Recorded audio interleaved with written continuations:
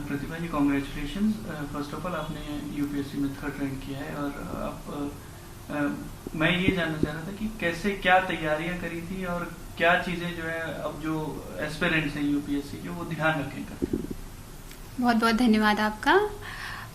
मैंने तैयारी 2016 में शुरू की थी, और उस टाइम पे सबसे पहले मेरा यही उद्देश्य था कि सबसे पहले अपने बेसिक्स स्ट्रॉन्ग करने हैं। तो बेसिक नॉलेज के लिए 5-6 सब्जेक्ट्स हैं जिस पे आपको बहुत सारा कमांड होना चाहिए, जैसे polity, history, geography, science, technology और एनवायरनमेंट। ये सब्जेक्ट्स पे आपको पूरी तरह कमांड होना चाहिए। तो इसके लिए एक आपको बेसिक सोर्स तैयार करना होगा जिसको आपको बार बार रिवाइज करना पड़ेगा। और दूसरी सबसे इम्पॉर्टेंट चीज़ है करंट अफेयर्स। उसके लिए आपको डेली न्यूज़पेपर पढ़ना पड़ेगा और आपको खुद के अपने नोट्स प्रिपेयर करने पड़ेंगे। जितने भी सोर्सेज से आप पढ़ रहे हैं वहाँ से इम्पॉर्टेंट पॉइंट्स आप नोट्स में लिखिए। और तीसरी सबसे ज़्यादा ज़रूरी चीज़ है रिवीजन करते रहना बार बार आपने जो भी पढ़ा है। बहुत सारा मटेरियल पढ़ के आपको कोई फ़ायदा नहीं होगा जब तक आप उसको रिवाइज नहीं करते, जब तक वो आपको याद नहीं रहती। तो आपको उस पर ध्यान देना पड़ेगा। फिर चौथी चीज़ है प्रैक्टिस। आपको क्वेश्चंस की प्रैक्टिस बार बार करनी पड़ेगी। चाहे प्रीलिम्स का एग्जाम हो, आपको उसके लिए मल्टीपल चॉइस क्वेश्चंस प्रैक्टिस करने पड़ेंगे। कम से कम 30 से 40 टेस्ट आपको लगाने पड़ेंगे बिफोर प्रीलिम्स के एग्जाम में। और फिर मेंस के टेस्ट के लिए आपको बहुत सारी आंसर राइटिंग करनी पड़ेगी, एसेज लिखने पड़ेंगे। जब तक प्रैक्टिस नहीं करेंगे तब तक आपको पता नहीं चलेगा कि आपके स्ट्रॉन्ग पॉइंट्स क्या हैं। फिर फाइनली इंटरव्यू या जिसे पर्सनालिटी टेस्ट कहते हैं, उसके लिए भी प्रैक्टिस बहुत ज़्यादा ज़रूरी है। आपको क्वेश्चंस की प्रैक्टिस मिरर के सामने करनी पड़ेगी, आपको मॉक देने पड़ेंगे पैनल्स के सामने, आपको फ्रेंड्स के साथ क्वेश्चन आंसर बोलने की प्रैक्टिस करनी पड़ेगी। So practice is a very important part of this preparation. एक और आपने चूज किया और किस वजह से किया? मैं यूपी से बिलोंग करती हूँ, सुल्तानपुर डिस्ट्रिक्ट से। तो इसकी वजह से सबसे पहला कार्डर प्रेफरेंस में मैंने होम कार्डर ही डाला है। तो मेरी फर्स्ट प्रेफरेंस यूपी है, उसके बाद मैंने एमपी प्रेफर किया है, फिर राजस्थान।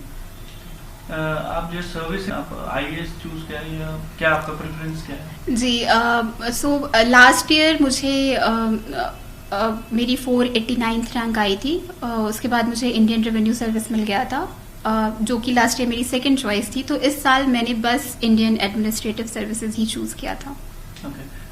एक चीज ऑनलाइन हो रहा है, तो काफी एजुकेशन स्कूल्स को भी ऑनलाइन किया जा रहा है। तो क्या अब आने वाले टाइम में ये पॉसिबल है कि यूपीएससी की प्रिपरेशन भी ऑनलाइन हो सकेगी, या यूपीएससी की प्रिपरेशन करना ऑनलाइन मुश्किल होता है?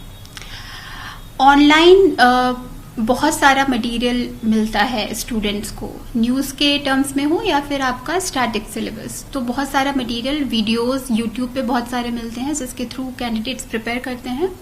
तो ऑनलाइन एजुकेशन आज बहुत बड़ा मीडियम बन गया है प्रिपरेशन का, नॉट जस्ट सिर्फ अर्बन एरियाज में रहने वाले कैंडिडेट्स के लिए नहीं, बल्कि इसकी वजह से रूरल एरियाज के कैंडिडेट्स के लिए अपॉर्चुनिटी बहुत बढ़ गई है। एंड जैसे जैसे कोविड आया है, आप जानते होंगे कोचिंग्स ऑलमोस्ट बंद हो गई हैं, स्टूडेंट्स आ नहीं रहे हैं दिल्ली, तो उसकी वजह से कोचिंग्स अपना क्लासेस ऑनलाइन शिफ्ट कर रही हैं। तो ये बहुत ही एक तरीके से पॉजिटिव चेंज भी है कि बच्चे अपने घर के माहौल में रह के तैयारी कर पाएंगे, जहाँ पे उनके पास पूरा सपोर्ट है, उनकी हेल्थ अच्छी रहेगी, उनको प्रॉपर न्यूट्रिशन मिलेगा और पूरा इकोसिस्टम घर का थोड़ी शांति के साथ वो पढ़ाई कर सकते हैं। ये भी अच्छी तरीके से बात है। और फाइनेंशियली वीकर बैकग्राउंड से जो कैंडिडेट्स हैं, जो अफोर्ड नहीं कर सकते दिल्ली में रहना, उनके लिए भी बहुत बड़ी अपॉर्चुनिटी इससे मिलेगी। तो अभी भी इस कोविड के पहले भी आधे से ज़्यादा प्रिपरेशन ऑनलाइन शिफ्ट हो गई थी, और कोविड के बाद आई थिंक बहुत हद तक ये 70 to 80% प्रिपरेशन ऑनलाइन मोड में होगी, जो कि बहुत ही पॉजिटिव बात है। अब आप इन फ्यूचर सारी सीनियर पोस्ट भी होल्ड करेंगी गवर्नमेंट में, सो कौन सी 2 चीजें हैं जो आप सिस्टम में चाहेंगी कि चेंज करें? कॉलेज के टाइम से मैं एनएसएस नेशनल सर्विस स्कीम के थ्रू मैं 2 एरियाज में बहुत ज़्यादा काम करती थी। एक एजुकेशन था, क्वालिटी ऑफ एजुकेशन इम्प्रूव करना बच्चों की, दूसरा था वुमेन एम्पावरमेंट। तो ये एरियाज हमेशा से मेरे लिए इंटरेस्टिंग रहे हैं कि मुझे लगता है कि इनके थ्रू सोसाइटी में पॉजिटिव चेंज लाया जा सकता है। तो IAS बनने के बाद भी ये एरियाज मैं हमेशा प्रायोरिटाइज करूंगी जहां भी मुझे मौका मिलेगा।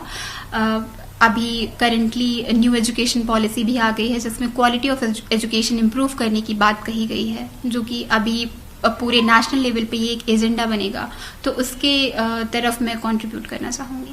ओके।